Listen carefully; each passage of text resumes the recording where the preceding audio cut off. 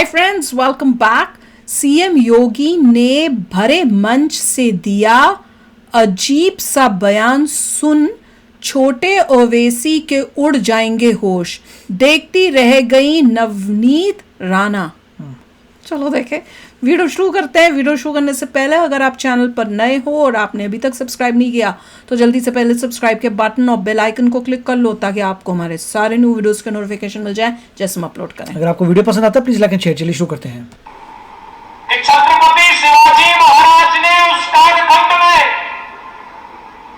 जब औरंगजेब जैसा दुष्ट और बर्बर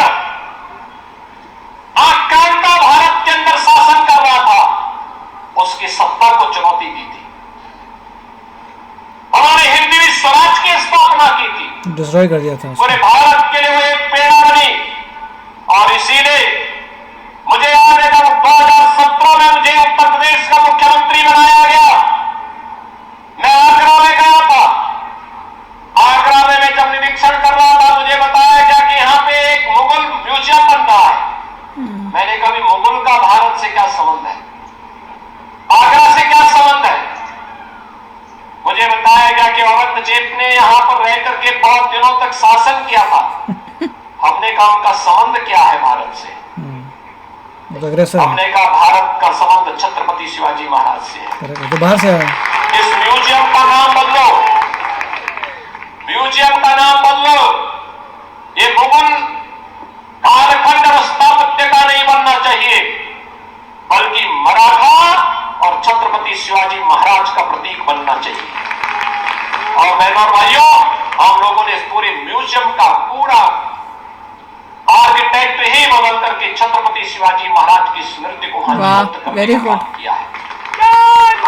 छत्रपति शिवाजी महाराज हमारे आदर्श हैं, लेकिन छत्रपति शिवाजी महाराज को उस समय कितना संघर्ष करना पड़ा था, एक एक व्यक्ति को जोड़ना पड़ा था, एक एक व्यक्ति को अपने साथ खड़ा करना पड़ा था, एक एक नागरिक को जाति के नाम पर नहीं, क्षेत्र के नाम पर नहीं, भाषा के नाम पर नहीं, उन्होंने महाराष्ट्र से लेकर के कर्नाटक तक और महाराष्ट्र से लेकर के उत्तर प्रदेश और भारत के तमाम अन्य क्षेत्रों तक उस समय उन्होंने औरंगजेब की सत्ता को चुनौती देते हुए हिंदवी स्वराज के लिए सभी हिंदू राजाओं को एकत्र करने का काम किया था। तब औरंगजेब जैसा बर्बर विदेशी आक्रांता भी उस कालखंड में न चाहते हुए भी पराजय का मुंह देखने के लिए मजबूर हुआ था। करेक्ट, लोगों को समझ नहीं आता। बहनों और भाइयों, मैं आप सबसे यही कह रहा हूं, बाहर से आया था। इतिहास हम सबको यही प्रेरणा दे रहा है। तमाम लोग आपके पास आएंगे, तमाम मुद्दों को उठाएंगे, तमाम बातें आपके सामने कहेंगे, और मैं तो केवल एक लाइन में अपनी बात कह रहा हूं, और एक लाइन की बात यही है कि पटो मत।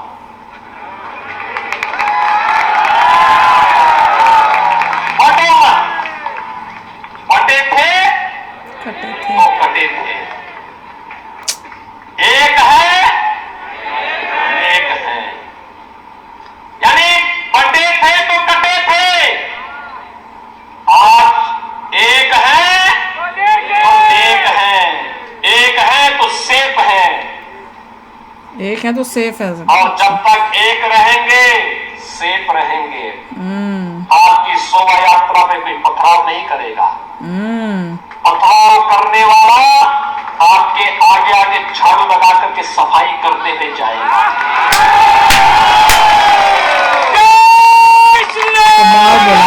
सफाई करता हुआ जा रहा है। जो लोग कहते थे यही नहीं, अब उनको भी भगवान राम याद आने लग गए हैं। अब ये भी कहते हैं, अब ये भी कहते हैं कि हम भी तो राम तो सबके हैं।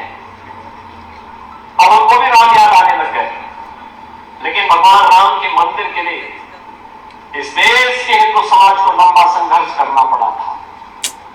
और मोदी जी के नेतृत्व में महात्मा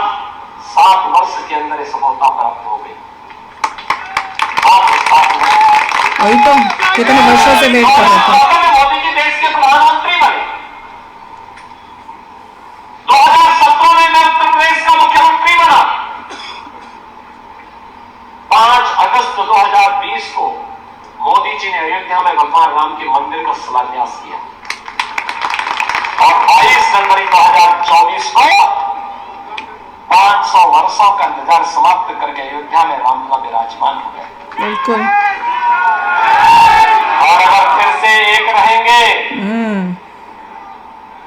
तो मथुरा भी और काशी भी इंतजार कर रहा है।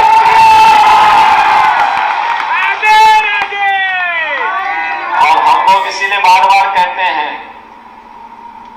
कि लड़ो नहीं और बटो नहीं। Very good. ये लड़ाने वाले, ये बांटने वाले लोग कभी आपके साथ कभी खड़े नहीं होने वाले हैं। वो तो कभी नहीं खड़े होंगे। मैं देख रहा था यहां पर अमरावती में जब श्रीमती नवनीत राणा यहां पर हनुमान चालीसा के लिए भी संघर्ष कर रही थी।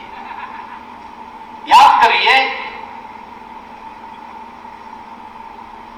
जब बजरंग बली रहे होंगे त्रेता युग में, तब तो इस्लाम नाम की कोई वस्तु इस धरती पे नहीं थी। और आज अगर बजरंग बली की हनुमान चालीसा का पाठ हम कर रहे हैं, रामनवमी की कोई शोभा यात्रा निकाल रहे हैं, उसको प्रतिबंधित किया जाता है, उसको रोका जाता है। किन कारणों से? और जिन्हें बजरंग बली पसंद नहीं है, उन्हें जो पसंद है वहां जाए। भारत के अंदर कौन ऐसा भारतीय होगा जो राम को न मानता हो, जो बजरंग बली को न मानता हो? और इसलिए बहनों भाइयों, मैं आप सबसे कहने के लिए आया हूं कि चुनाव राष्ट्र धर्म का चुनाव है। हमारा सब कुछ देश के नाम होना चाहिए। हर काम देश के नाम। वही तो। हमारा व्यक्तिगत कोई अस्तित्व नहीं है, कोई वजूद नहीं है। कोई देश है तो हम हैं, देश नहीं हम नहीं। हमारा सब कुछ देश के लिए होना चाहिए। जो देश के हित में है वो हमारे हित में। बिल्कुल। जो देश के विरुद्ध है वो हमारे भी विरुद्ध है। बिल्कुल। और इसी संकल्प के साथ हम सबको महाराष्ट्र की विधानसभा के चुनाव को भी लेना है। अगर देश के हित में महायुति गठबंधन की सरकार आनी है तो हर हाल में आनी है, हर हाल में लानी है। और यही आह्वान करने के लिए मैं आपके बीच आया हूं। यहां पर भारतीय जनता पार्टी ने अपने प्रत्याशी के रूप में, यहां पर भारतीय जनता पार्टी के प्रत्याशी के रूप में श्री राजेश वानखड़े जी आपके बीच में यहां पर आपको भारतीय जनता पार्टी ने प्रत्याशी बना के दिया। बहुत अच्छा बोले। बहुत ही बोल्ड मेरी सोच और योगी जी की सोच बिल्कुल भैया, एक मैं है। तो देख रहा हूँ योगी जी से ज्यादा बोल्ड कोई नहीं है। कोई नहीं बोलता। कोई नहीं है और सच बोला है। मैसिव बोल्डली बोला। बोलना जरूरी है। अब चुप नहीं रह सकते क्योंकि जनता को, लोगों को, भोली जनता को जगाना पड़ रहा है। अब नहीं जगाएंगे तो बोलना पड़ रहा है ये सब कि इलेक्शंस में देख लिया ना। बटिए मत। हाँ, बटेंगे तो कटेंगे और एक रहेंगे तो सेफ रहेंगे। मुगल वाला बाहर से आया था, तुम्हारे देश का नहीं था। हाँ एग्जैक्टली। और उसका नाम पे म्यूजियम बन रहा था। जब पता चला, योगी जी ने मेक श्योर किया कि उसको हटाओ। उसका पूरा आर्किटेक्ट मतलब भी दिया जहाँ हनुमान जी थे। हाँ, हनुमान चालीसा बोलने नहीं दे रहे। तो भैया अगर तुमको तकलीफ, वो तो मेरा दिल जीत गया। अगर तुमको हनुमान चालीसा, हनुमान जी को तुम मानते नहीं हो, तुम्हें उनसे तकलीफ हो रही है, तो ये देश जगह नहीं है। फिर जहाँ तकलीफ होती है उस देश में चले जाओ। ये बोल्डली बहुत योगी जी ने बोला है। मोदी योगी जी ने कमाल कर दिया। ऐसा कमाल का बोला है ना कि भाई बहुत, और बहुत अच्छा बोला कि तुम्हारे लिए देश सबसे पहले होना चाहिए। जो देश के हित के लिए है वो ही तुम्हारे हित है। जो देश के लिए हित में नहीं है वो तुम्हारे हित में नहीं है। बिल्कुल, nation first, country first, Bharat first. कमाल था। चलो यार, अभी शेयर करना अपने थॉट्स। चलते हैं, मिलेंगे नेक्स्ट वीडियो में बहुत ही जल्द। Till then take care and bye bye. तो अगर आप मेरे इस चैनल पे नए हो तो जल्दी से सब्सक्राइब के बटन को हिट करो और बेल आइकन को क्लिक करो ताकि आपको मेरा जब नया वीडियो मैं लगाऊं आपको उसके बारे में जल्दी से पता चल जाए।